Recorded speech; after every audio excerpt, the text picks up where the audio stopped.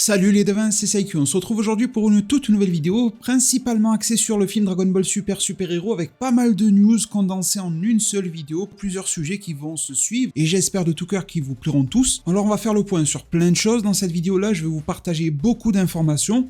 Merci pour votre fidélité à la chaîne et à mes vidéos de news notamment. Et je vais commencer par faire un point qui me semble important pour répondre à beaucoup d'entre vous qui me disent « J'ai vu une nouvelle communication passer par là et tu n'en parles pas sur ta chaîne ». Alors ma réponse, je l'avais déjà formulée et je me permets de le faire à nouveau. Si je ne partage pas certaines entre guillemets informations, c'est juste car à mon sens, la communication autour de ce film est partiellement bancale, dans le sens où nous sortir des pages de magazines et des pages de news soi-disant sur le site officiel de ce film-là ou de Dragon Ball, en nous faisant miroiter que de nouvelles informations n'y attendent, alors que derrière, quand on clique ou on ouvre le magazine, il n'y a que des vieilleries, moi ça j'en parle pas sur ma chaîne YouTube, je ne veux pas en parler.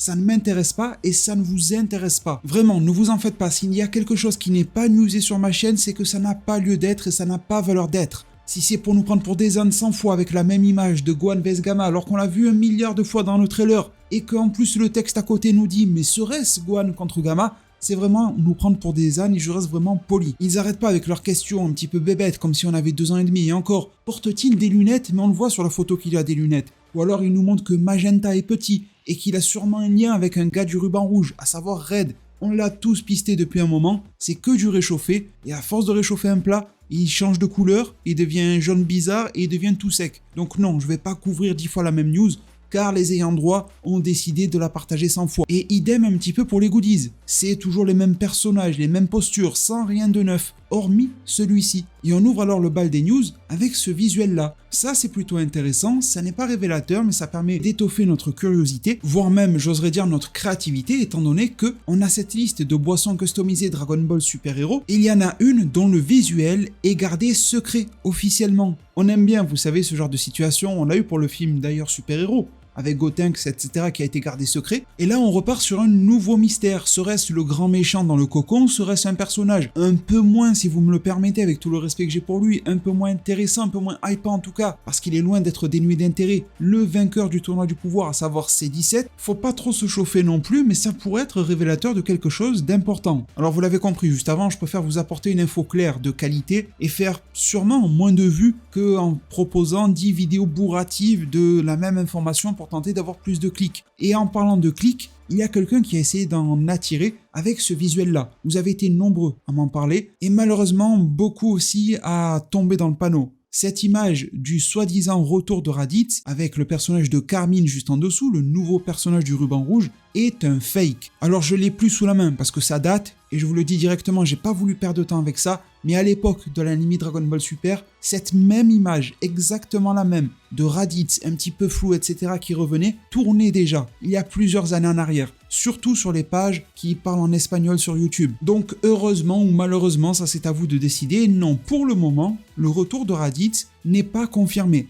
D'ailleurs, vous remarquerez que les leaks sont toujours extrêmement similaires au chara-design officiel du personnage. Et c'est d'ailleurs ce qui m'a le plus alerté sur ce visuel-là. Je me suis dit, attends, il y a peut-être un truc. Parce que j'ai reconnu que c'était le chara-design de Carmine, mais j'ai remarqué également que son visage n'était pas le même. Je me suis dit, tiens, peut-être que la face du dessus avec Raditz est fausse, mais que celle avec Carmine est nouvelle. Ils ont tenté de faire un mix de fake avec du vrai pour tenter de faire monter la hype. Parce que juste une image de Carmine, tout le monde s'en tape. Mais après, j'en suis arrivé à une autre conclusion. Si le visage de Carmine est souriant sur le fake et plutôt sérieux sur le chara-design, je me dis que c'est juste le mec qui a fait le fake, ou la femme, j'en sais rien, qui a modifié le visage de Carmine pour l'associer au contexte du fake retour de Raditz pour faire comme si Carmine était tout content. Je pense que ça vole pas plus haut que ça. En tout cas, l'image du haut avec Raditz est totalement fake. C'est pour ça aussi que je fais un deuxième appel et rappel sur ma chaîne YouTube. Attention, on est dans les derniers temps avant la sortie de ce film-là. D'ailleurs, on va se parler de sa date de sortie. Attention à ne pas laisser la hype et l'émotion prendre le pas. Je prends pour exemple cette vidéo qui est sortie tout récemment sur ma chaîne YouTube, sur Cell, qui indique clairement, très clairement, déjà par le biais de son titre, que je me fais le relais d'un indice. Et à l'intérieur de la vidéo, étant donné qu'un titre est limité à 100 caractères, eh bien j'y montre et présente la collaboration entre le film DB Super Hero et le jeu SDBH qui fait interagir les personnages de Super Hero avec Cell. C'est plutôt intéressant, ça attire notre curiosité. Donc à l'intérieur de cette vidéo, mon rôle est celui de relais. Également de nuancer le tout. Et je pense vraiment l'avoir fait à l'intérieur de celle-ci. Mais plusieurs personnes se laissent un petit peu emporter dans le bon sens du terme, il n'y a pas de mal non plus.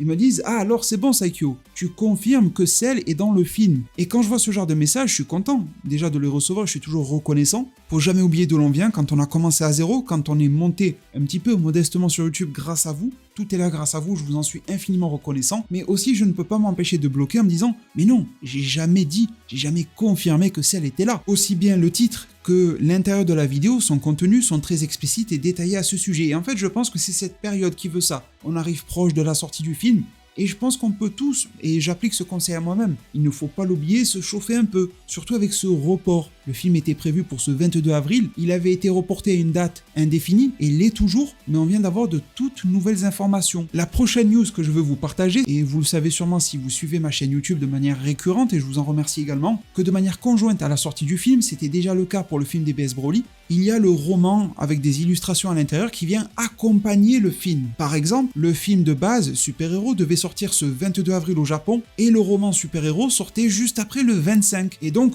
quand le film Super Héros s'est vu être décalé à une date inconnue, les bouquins aussi, ce qui est normal. On avait un petit peu peur que ça ne soit pas le cas, mais bon, ça a été fait et c'est cool, pour éviter de spoiler la terre entière avec tous les visuels et le script complet du film, car à l'intérieur de ce roman, il y a l'intégralité du script mot pour mot. Et donc là, le film Super Héros ne vient pas de trouver sa date, mais les livres, oui. Les livres qui sont liés à ce film-là sortiront le 30 juin 2022. À partir de là, gardons deux informations clés en tête. Ces livres sortent de manière très proche, temporellement parlant, du film, quelques jours après, et les films au Japon sortent toujours le vendredi. Si l'on jette alors un œil au calendrier, le 30 juin tombe un jeudi, le dernier jour et jeudi du mois. Donc le vendredi 1er juillet, il ne peut a priori pas sortir le film Super Héros. Ça ne sert à rien de sortir les livres avant le film, c'est contre-productif. Par contre, la semaine d'avant, le 24 juin 2022, c'est un vendredi, c'est tout proche de la sortie de ces livres-là, et ça serait parfait en termes de timing. Peut-être un petit peu moins bien que la première fois, avec le 22 et le 25 avril. Mais bon, on ne peut pas tout avoir dans le cas d'un report comme celui-ci, et donc on va attendre confirmation, mais il me semble tout à fait correct et acceptable de penser que le film pourrait sortir le 24 juin. Bien sûr, je préfère le répéter en date japonaise, le reste du monde attend toujours. À part les États-Unis qui savent que le film sortira en été, mais à voir si ce report du côté de Toei Animation au Japon n'impacte pas le reste du monde aussi. Surtout que le réalisateur du film avait dit sur sa propre page Twitter qu'il profiterait de ce laps de temps-là pour retravailler certaines scènes du film et l'améliorer. C'est plutôt intéressant, c'est un gage de qualité, ça fait un petit peu peur aussi, parce que s'il allait sortir le 22 avril en l'état sans les retouches, les finalisations, peut-être que le film aurait été bancal. Est-ce que c'est un mal pour un bien, ce hack de Toei Animation, etc.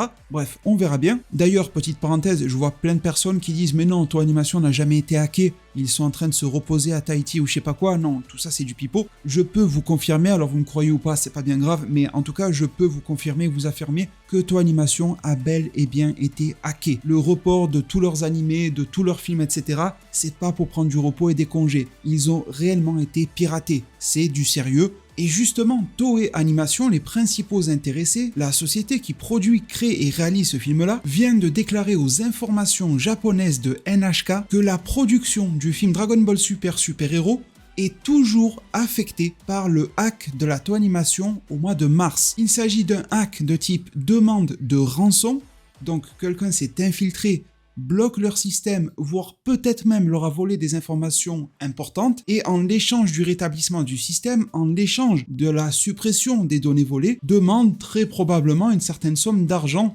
assez faramineuse. Il précise donc sur NHK que même si One Piece et Dragon Quest ont été annoncés comme faisant leur retour à la mi-avril, et vont reprendre leur cycle habituel, la situation sur le film Super Héros est un petit peu plus compliquée. Pour les citer très directement, grâce aux traductions de DBS Chronicles, ils disent que l'impact sur la production est toujours en cours et que, à l'heure actuelle, il n'y a pas de moyen pour eux de rétablir totalement la situation. Et Toei Animation, dans cette même déclaration officielle, dit et affirme que la date de sortie de ce film au Japon est toujours incertaine.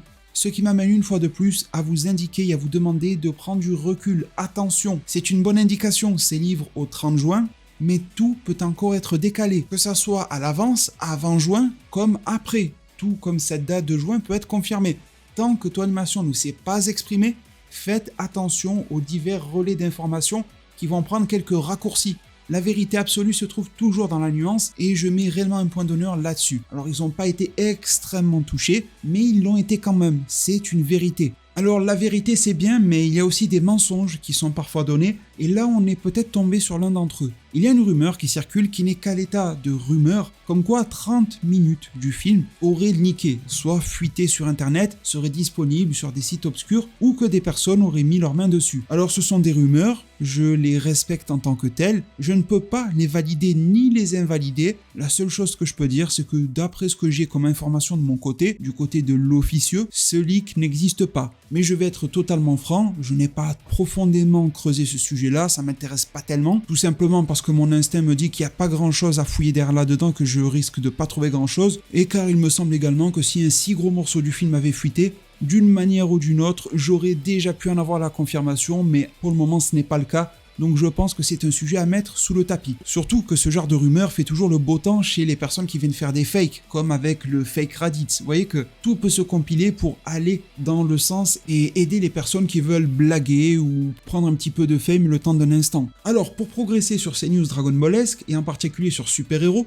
on a eu une énième page de magazine qui raconte pas grand chose de nouveau, qui nous remontre 1001 fois les mêmes images que l'on connaît déjà. Je ne vais pas tout vous traduire, loin de là, car ça sert à rien. Mais à mon sens, il y a 2 points intéressants ici. Le premier, c'est le fait que la maison de Piccolo est de nouveau mise à la une, mais ça on le savait déjà. Mais surtout, il y a écrit « Vous verrez à l'intérieur de la maison durant le film ». Je trouve que ça c'est une bonne news. Un petit instant tranche de vie avec Piccolo, qui va peut-être recevoir une lettre de Pan ou accueillir Pan chez lui, je ne sais pas. Mais je pense que ça peut donner un moment sympa, un moment même mémorable sur le plan émotionnel pour nous. D'un autre côté, sur le côté de l'action, ils mettent beaucoup l'accent sur Gohan. Ils nous confirment encore une fois le Ultimate et tout ce qui va bien. Mais cette phrase m'a quand même fait tilter lorsqu'il y a écrit « Gohan devient », et là le texte devient rouge, super éveillé avec rage. Alors je sais que beaucoup de personnes pensent au Ikari, vous savez que Trunks, non pas le Ikari de Broly dans le film, mais le Ikari de Trunks dans l'anime DBS a eu, et peut-être que Gohan aurait un truc similaire, qui mixe un petit peu du Saiyan, du Mortel, et à la fois du Ki divin, pourquoi pas. Franchement ça peut se faire, surtout que Trunks et Gohan ont plutôt une proximité sur leurs évolutions, etc.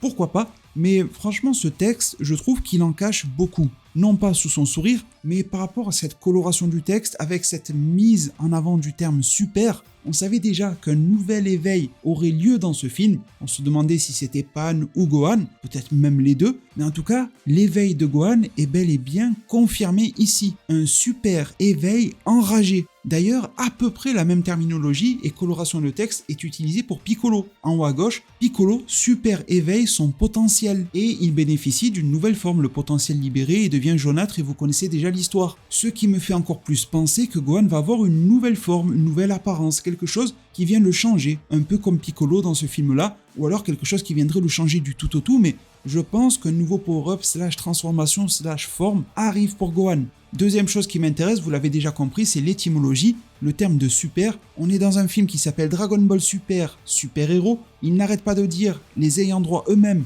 que super 2 fois dans le titre, c'est redondant, mais qu'ils y tiennent et qu'il y a quand même quelque chose à comprendre une fois qu'on a vu le film. Alors de mon côté, je pense toujours que ce terme de super et de super-héros aura plusieurs interprétations, plusieurs niveaux de lecture, etc. Mais peut-être que l'un d'entre eux serait la transformation de Gohan. Super, bien sûr, au sens où sa puissance va décupler, de manière classique, mais est-ce que le terme de super ne serait pas intégré au nom de la nouvelle forme de Gohan? Alors ça peut paraître con-con, mais Gohan forme super-héros. Ça rebondirait sur son passif de Great Saiyaman, qui était déjà un héros pour sa ville, pour introduire, grâce au personnage de Gohan, un pouvoir qui serait un petit peu similaire à ceux des comics. Je pense vraiment par exemple à du Superman. Pour faire de Gohan ce type de personnage-là, à la Superman si vous voulez. Ça collerait d'ailleurs bien avec son côté scientifique, sa vie humaine relativement normale, qui va déchirer ces vêtements-là pour laisser apparaître son doggy et aller tabasser une menace, un peu à la Superman justement. Et cette forme-là, ce nouveau super pouvoir, super-héros forme de Gohan, pourrait être alors un mix entre son pouvoir humain, son pouvoir Saiyan, pourquoi pas. Alors je trouve que ça ferait un petit peu nom de forme pour gamin de 3 ans et demi, hein, vraiment. Mais franchement, je me dis que c'est possible. Je me dis vraiment que c'est possible. On est sur la thématique des super-héros. Le ruban rouge va sûrement nous sortir une super création. Goku et Vegeta Broly vont peut-être nous montrer de super évolutions, allez savoir, même s'ils ont l'air en retrait. mais surtout Pan et Gohan et même Piccolo vont se retrouver mêlés à de super aventures et surtout de super problèmes à cause du ruban rouge. Et donc avoir une super évolution enragée pour Gohan, qui intégrerait la terminologie de super à l'intérieur de sa transformation, ne me choquerait même pas. Bon, après vous l'avez vu pour Piccolo, Piccolo ne s'appelle pas Super Piccolo, c'est Piccolo potentiel éveillé, pourtant il nous parle bel et bien d'un super éveil de son côté aussi. Comme j'ai dit tout à l'heure, faut prendre du recul, nuancer, pas se jeter la tête en avant, mais bon, pourquoi pas, pour marquer le coup, avoir une forme Super Gohan, Super Ultimate Gohan, je ne sais pas vraiment ce qu'ils veulent nous sortir, mais j'ai l'impression qu'ils vont vraiment le mêler à ce genre de termes. En parlant de termes, ne jouons plus avec les mots, mais plutôt flirtons avec la fin de cette vidéo-là, avec des visuels qui nous parviennent en meilleure qualité. Vous savez, ces fameuses bornes, distributeurs moyennant finance, de Clearfile, avec divers personnages du film super-héros à collectionner. Je vous les ai montrés, c'était flou, on voyait pas très bien, mais on y voyait Gotenks. On les a en clair, je vous les affiche tous, n'hésitez pas à mettre pause si besoin. De mon côté, je tiens à mettre en avant celui de Gotenks qui est la réelle nouveauté ici. On le voit en pleine qualité. Pas besoin de vous faire un dessin, c'est la version ratée de la fusion, on le savait déjà. Alors pour faire suite à ma précédente vidéo sur le sujet, on peut désormais confirmer, vu que là le visuel est en très bonne qualité, que cette forme de Gotenks arbore une teinte légèrement violette de cheveux. Pas autant qu'avant, je vais vous mettre un comparatif, super-héros, et à l'époque, dans l'animé DBZ, à titre de comparaison, le violet n'est pas du tout de la même teinte. Il est moins prononcé qu'avant, et je me demande alors toujours si c'est le nouveau chara-design qui veut ça, pour Gotenks de manière générale, ou alors est-ce un brin de nouveauté, un marqueur pour nous dire que telle ou telle forme serait ratée, tandis que la fusion réussie se composerait du violet originel, voire peut-être du bleu, pour faire référence à Trunks. Et laissez-moi vous dire vraiment, ça va peut-être vous surprendre, que à ce jour, c'est mon visuel de type secondaire. Quand je dis secondaire, c'est-à-dire hors poster, affiche, etc. Mais en tout cas, c'est mon visuel secondaire le plus hypant, le plus intéressant pour ce film. Il y a une bonne dynamique, le personnage a entre guillemets l'air vivant, il n'a pas l'air d'un vieux modèle 3D sans âme, vous voyez ce que je veux dire? Il y a une bonne énergie qui se dégage de lui, et peut-être même, j'ai envie de dire, de bonnes surprises à nous révéler, une fois en action, quand on constate de sa détermination, et même son absence d'essoufflement comme j'ai pu en discuter précédemment.